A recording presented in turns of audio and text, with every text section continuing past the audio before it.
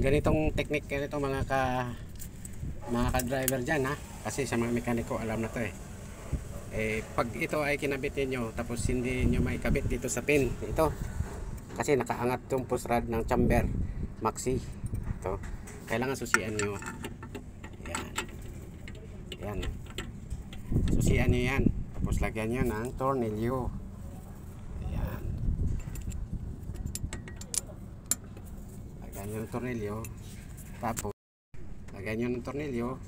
Pagka hindi nyo maikabit ito ang pin kasi mahaba ang push rod, nakaangat, kailangan yung push rod ay nakabaon dito sa chamber. So siyan nyo yan, hihilain ngayon ang push rod ng chamber para maikabit nyo yan.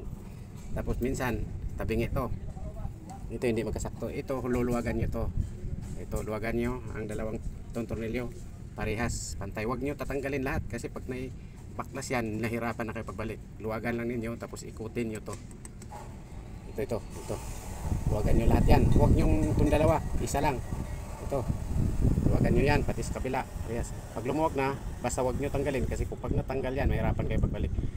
Pukpukin lang nyo to, ikot nyo, magpantay ang tornilyuhan dito sa loob yan. Itong tornilyo magkaharap yan, ito sa ilalim yan, ito lang ikutin ninyo, luwagan lang yun. Basta wag lang yung hugutin kasi pag nahugot yan hirapan kayo para ito ay sumakto yan.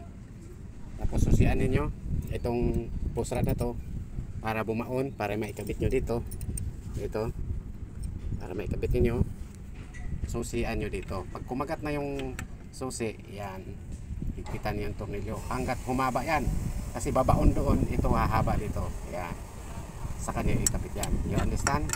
Tapos yung yung susi huwag nyo itapon kasi yung iba tinatapon na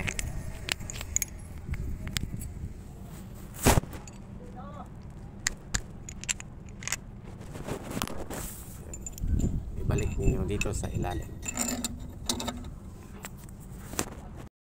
Itong chamber na to, 6 to, hindi katulad sa mga ibang mga brands na unit na sasakyan, hindi katulad sa Isuzu, sa Hu na ang chamber ay 4 lang chamber.